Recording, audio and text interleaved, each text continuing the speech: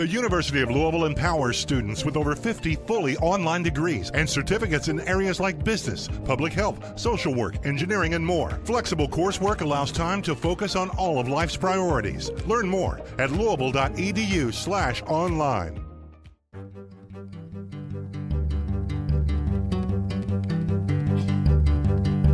From the University of Central Florida's Center for Distributed Learning and the University of Louisville's Delphi Center for Teaching and Learning. I'm Tom Kavanaugh.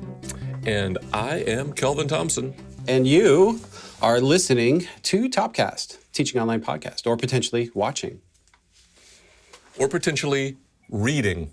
Or reading, yeah, that's true. Our awesome team here at CDL does put together the transcripts. So, you could be reading it. So if we're just coming to you through the written word, imagine warm tones in these words that you're reading. Yeah, or if anybody happens to be, translating this into semaphore or interpretive dance or something, let us know, because we'll add that to the show notes. That's right. We're all about access. That's right, in all forms. Yeah. All right, Kelvin. I see you sipping there. Oh my gosh, that is a mug. That's a throwback. So what is in your thermos today? So for the listening audience who may not be watching, Kelvin's got a Web CT mug. That's a deep cut right there. It is. It is. I thought it was appropriate for today. It's not my oldest mug in the collection, but it's in our circles. People grasp the datedness of it rather quickly. But my coffee today, Tom, in my mug is also a callback to the past. We have personally shared it previously in person. It is a single origin, El Salvador, La Siberia. I might have said La Siberia, from Beacon Coffee in Camarillo, California. We drank it previously 3 years ago in the show that aired in January of 2020. So I might have mentioned this at some point in the past. I won't get into it a lot, but I got some maybe what was good information several years ago about, like, if you have an abundance of coffee, there's people who put coffee in the freezer, then there's people who know enough not to put coffee in the freezer. Then apparently there's people who say, well, you could put coffee in the freezer if you did it in this way, which is what I've been doing when I have an abundance. So this is coffee from the freezer, and it is surprisingly good given its age. And I've shared it with a colleague, and I gave her the warning. I'm like, now, this old coffee. She said, no, this is actually good. I'm like, okay, there you go. So that's the coffee. How do you find the connection to today's topic? Well, I'm not sure I'm finding a connection to the coffee, but I'm finding a connection to your mug, potentially. The technology aspect of the mug.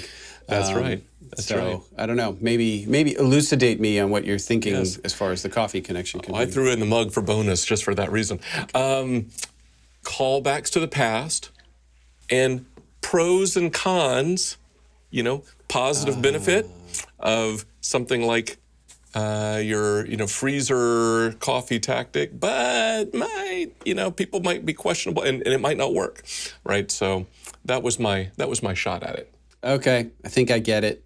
So we're going to be talking about kind of pros and cons, more cons today of certain kinds of assistive ed tech solutions. I get it. I think I get that connection. So you want me to kind of talk about, how this connects to some previous podcast episodes that we've done. So as you've helpfully noted in our prep notes here, in the past, we've talked about different kinds of technology tools that bring different kinds of automation to the work that we do in digital teaching and learning. And so, for instance, here are just a couple of episodes if you wanted to kind of check those out. Different aspects. I don't think these are repetitive. Episode 81 was technology adoption as enabling, quote, the right thing. We talked a lot about proctoring in there. Episode 117, online discussion enhancement tools. Episode 119, chatbots in online education, and then a fairly recent one, episode 131, everyone's favorite subject, ChatGPT. Friend or foe? Yeah, it's a tool, can be used for good or ill, right? That's right. So we'll put some links in the show notes for that. But you want to kind of explain how we're going to evolve from those previous conversations into something maybe a little bit different. Yeah, today we thought we'd maybe zoom in on discussing the potential of unintended negative consequences of these kinds of technological automations within digital teaching and learning.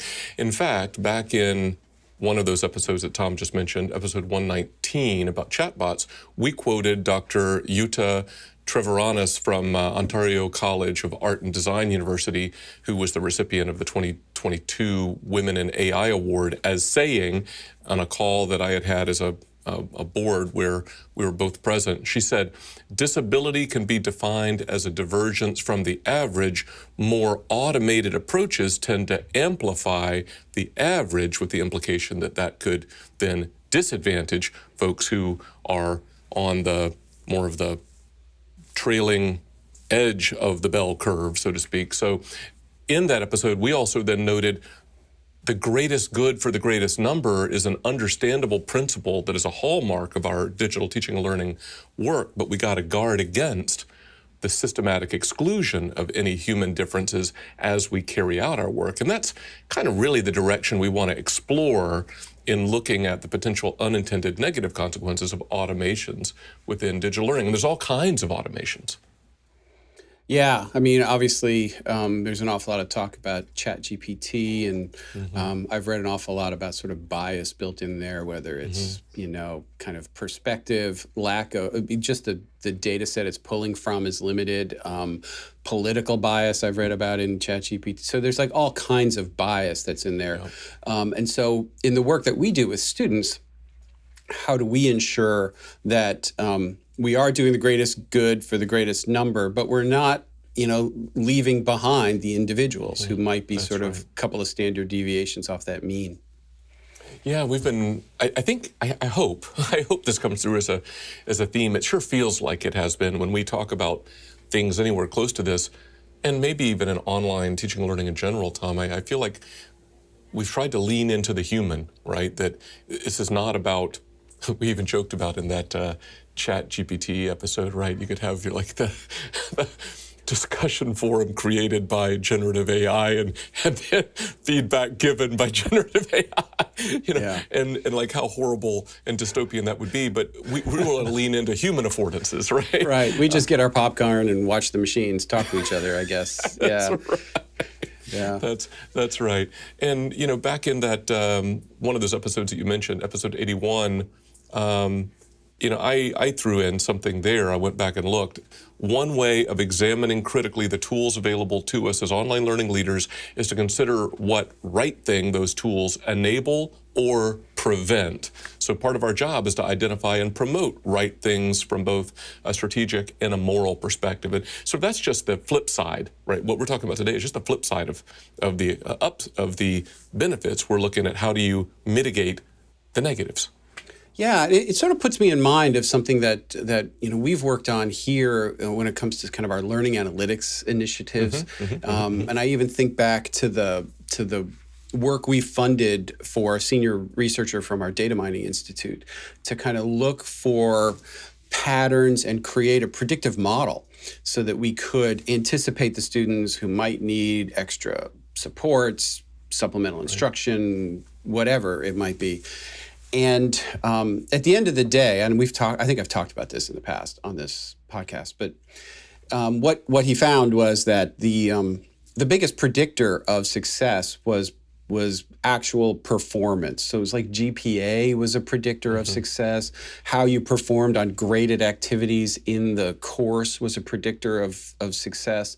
And what was a less strong predictor, and in some cases not a predictor at all, were things like ethnicity, socioeconomic status, transfer versus first time in college, gender, all of that, even number of logins. I mean, it was all based on actual performance, which was somewhat reassuring to me because I've been part of groups like a committee here that was commissioned by the provost at one point to talk about the ethical use of student data.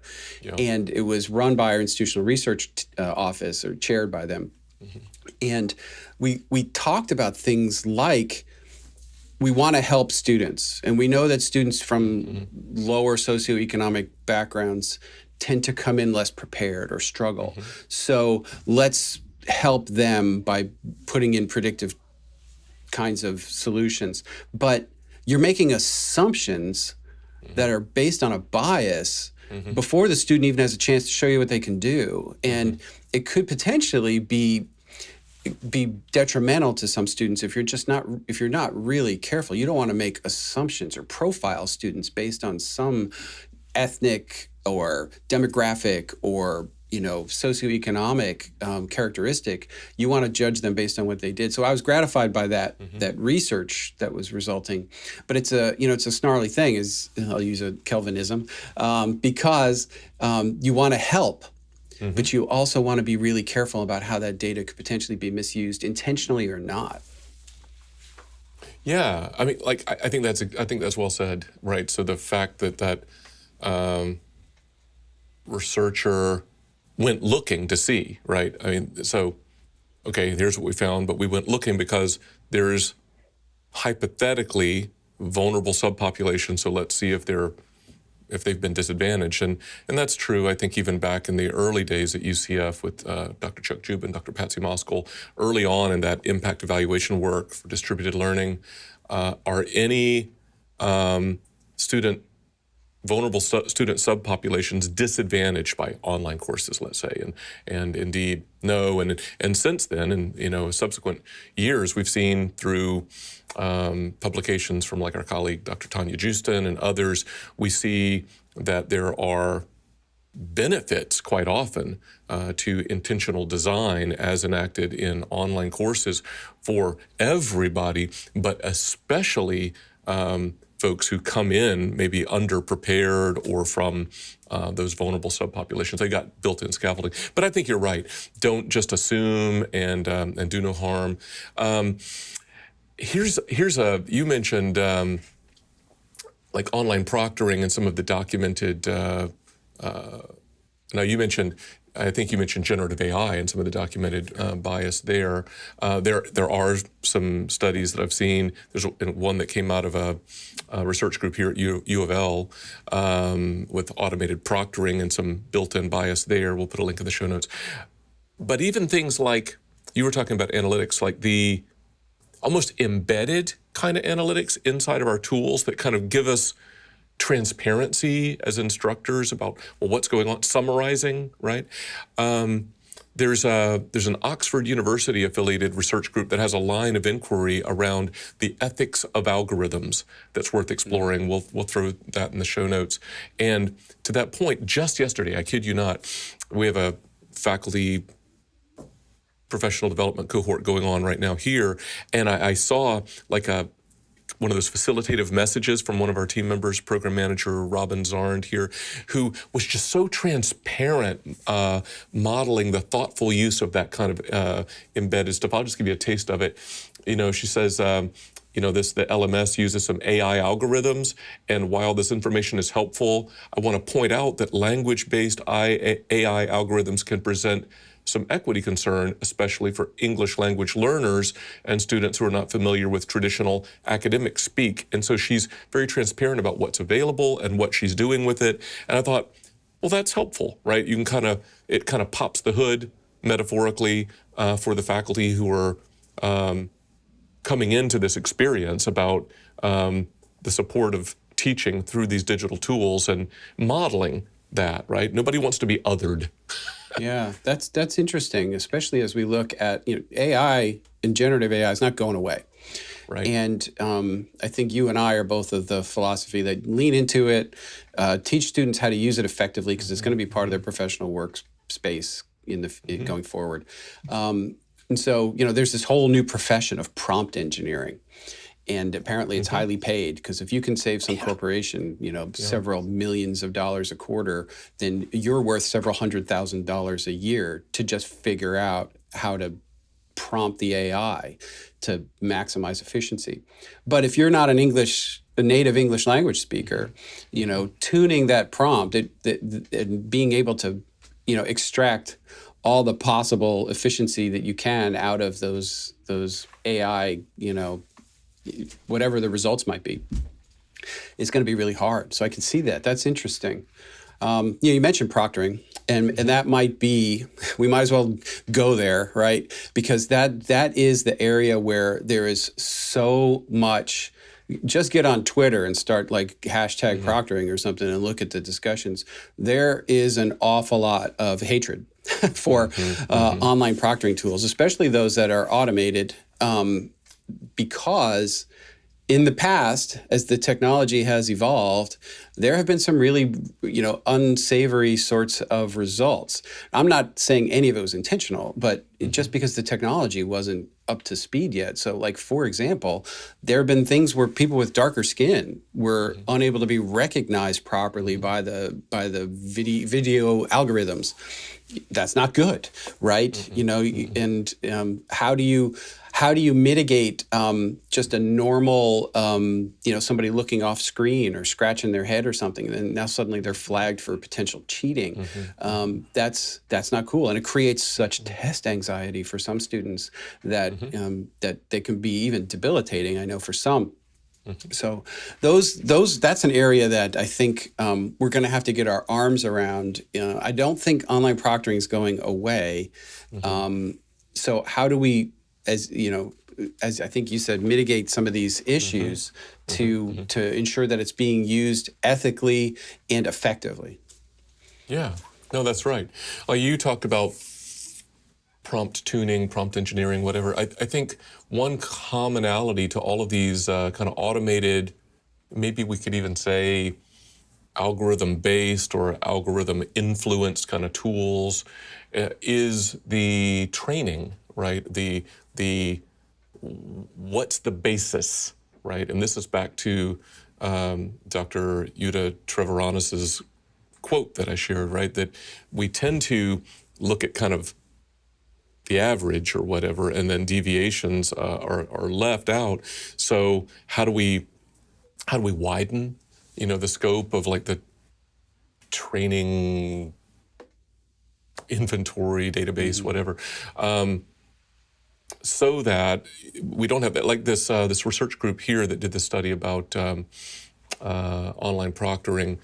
Like, they included recommendations, practical ones, like you should have be dialed in, have better lighting, right? For instance, but then there were recommendations back to the designers to widen the scope of their training population, if you will. And yes, that study here, it was actually interesting. It was both darker skin tones and the intersection of that with people who were female students and dark-skinned were even more disadvantaged than darker-skinned male students. So weird stuff, right? It was a very detailed study. It was really very interesting. That's amazing. Was it isolated to a particular platform, or was it sort of across multiple proctoring platforms? They zoomed in on one platform at use at this university at the time. But again, then you run across similar reports with others. So it's just stuff to attend to. And I think that's maybe a principle, right? And I think we've talked about this a little bit in the past, transparency, right? Just be like, how does this all work, right? And then how do we see how we're doing? And if we're surfacing issues, then we've got to be able to address those issues. Yeah, well, algorithms are written by humans. And humans have flaws and biases, and even unintentional consequences come that it's not something anybody wanted to happen. It's not an online learning or even an educational example, but the one that I've heard about in the past when it comes to like sort of self-driving cars is that some of the early technology, the video in those cars and the radar and everything that recognizes objects and directs the cars, didn't recognize people with darker skin as, a human walking across the road. Well, that's bad. Not only is it bad sort of from an ethical, just optics, again, it wasn't intentional, I'm sure, but it was bad. It needed to be fixed. But it's also potentially life-threatening, right? So that's super bad, right? Super bad. Yeah. So, that's just a really extreme example. But we are talking about people's sort of educational lives here. And so, like, how can we ensure that we have the same sort of safeguards built in, that we're not leaving behind sort of how you began, the individuals in the service of the many? Yeah, and what we've been really talking about today is like these inadvertent systematic problems, like built in. But of course, maybe we'd be remiss if we didn't acknowledge, because I think part of what you said there kind of takes me this way, ill-informed use, right, of these tools as well. Like just this morning on Twitter, I kind of collect various tweets and tweet threads related to like generative AI. Like there's a lot of faculty doing really, I think, creative, thoughtful things, and I'm like, oh, let's collect that and share that out when I run across colleagues. But then sometimes I collect the opposite of that. And I'm sure it's going to be in the news if it's not already. A faculty member, I won't beat up on their university, but a faculty member, perhaps ill-informed, took student work, as he said, ran it through ChatGPT, and ChatGPT said, yeah, I wrote this. And so he failed a group of students, kept them from graduating, and then a lot of folks have then taken like his email, ran that through ChatGPT. It says, yeah, I wrote that too. Yeah, well, Ill-informed. Chuck Jubin and I have done some stuff where we put ourselves in, like, tell me top 10 Chuck Jubin quotes, or what. He's like, Tom, you have to put top 10 Tom Cavanaugh quotes in, whatever. So I've done that just as a goof, and ChatGPT is a dirty, dirty liar. Yeah, in my experience, it's true. So, like, some people know that I have a kind of a sideline hobby of writing novels, and I ask ChatGPT, who wrote these novels, and I list the novels that I've written with the publication dates and the publishers, and it comes back and it says, Michael Connelly wrote those novels. I'm like, well, no. I wish I was Michael Connelly in my mystery career, but no. And then I say, no, that's incorrect. I'm like, oh, I'm sorry. Robert Crace wrote those novels. I'm like, no. And it's just there's a John Lovett skit in there somewhere. That is so true. That is so true. Yes. Yeah. My girlfriend, Morgan Freeman. Yeah. Morgan Freeman. Morgan Fairchild. Oh, my gosh. That's even funnier. That's even funnier. That's even better. That's exactly what ChatGPT would say. ChatGPT would just lie about it. And it lies with like absolute confidence. Yes. Morgan Freeman. Where did that come from? That is so funny. But all of that to say that is a really bad practice, what that faculty member did, because ChatGPT isn't going to tell you if it wrote it. No, it'll tell you what you want to hear. Yes. And there are tools, and we talked about that in that episode, that will give you sort of a percentage of like how likely was this thing written by a bot. But that's not what ChatGPT will do. So I think that is a really a bad practice, if I could be so judgmental, and not a good use of AI technology, and certainly harmful for students. Yeah, do no harm, right? Do no harm. I remember years ago, like we've had primitive, rough-hewn kinds of, I don't even know that I really want to call them data, like information, something in the LMS for decades, right? And I remember working with some faculty colleagues like, oh, it'll tell me if the students have logged in or if they've read this thing. Yeah, don't trust that. Don't base, look at it if you want, right? But don't base grades on that.